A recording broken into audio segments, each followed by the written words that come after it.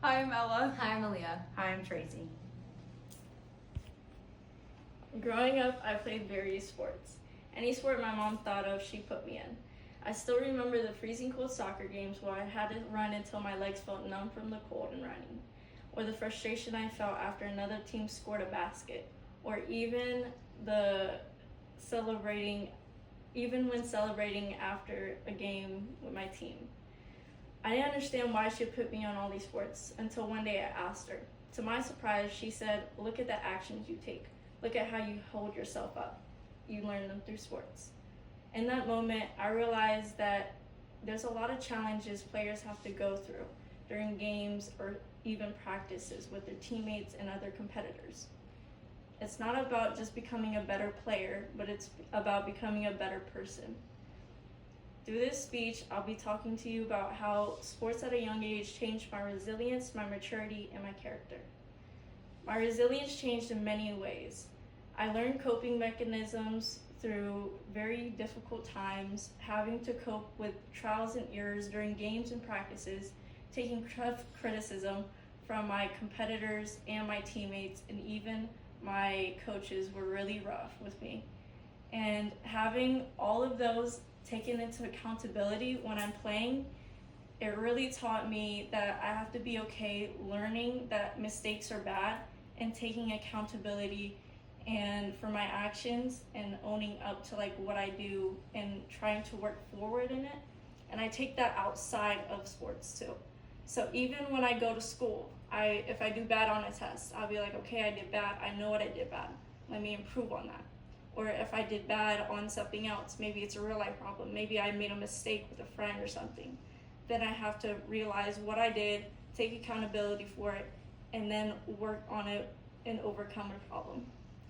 My maturity has changed by making me more determined and having a way to allow myself to be comfortable in overcoming situations.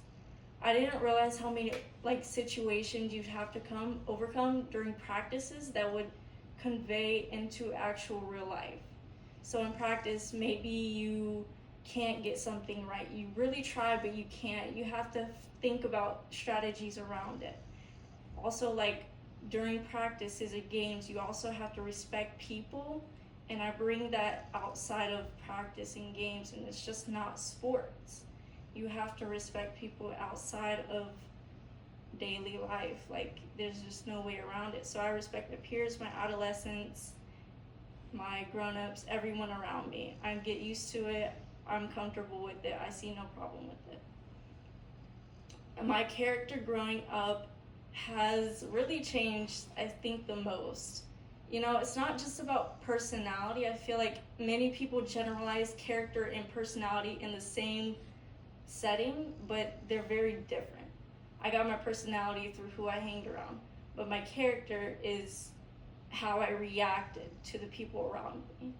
It's not just about, you get on a team, you're on this team and you got everyone around you and maybe they're really having a rough time or something. No, I used to see it as, maybe they're not doing something correctly. Maybe I can help them out. It's not hurting their feelings. It's more like, I'm trying to help you in this way. It's how I reacted in the situation, what I said in the situation. And I brought that in real life. And I told, I had this situation when I was younger, but I had a problem with one of my friends at the time. And I sat down, I listened to her, and I told my side of the story.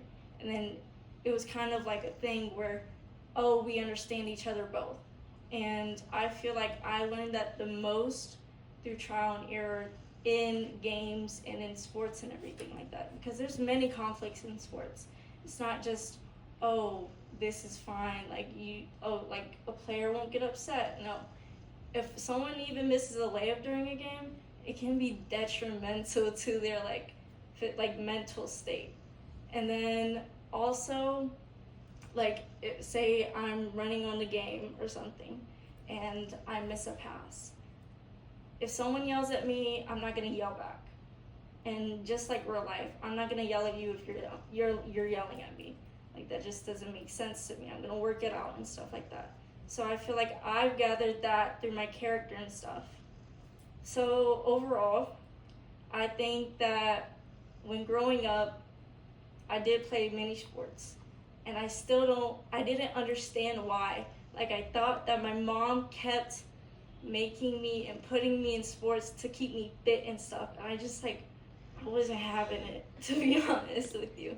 I didn't understand why. I didn't want to do some of the sports. I wanted to quit half of the time. And she said, no, like, you gotta stick through it. You can just stop playing a sport and then pick up a new one after you're done.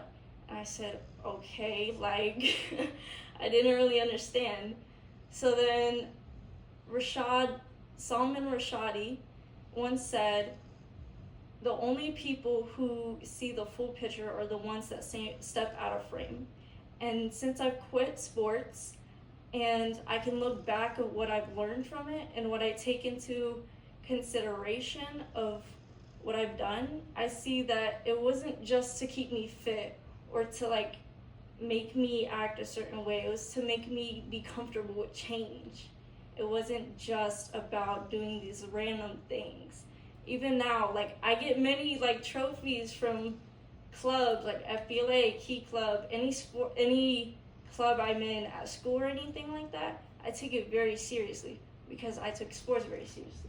I have an award from one of the sports. It was a Pee Wee award, but it was still great. And I loved it because it was a basketball one. And all my siblings, they love soccer. So I was like, I have to be different somehow. So I still cherish it because it was my first award, different from my siblings. But no matter what, it was the thought that I changed something. I changed the way I was. I changed the setting I was in. I changed the setting I was in with my siblings. They weren't new with like basketball and stuff. So I wanted to introduce that a little bit. So that is my speech.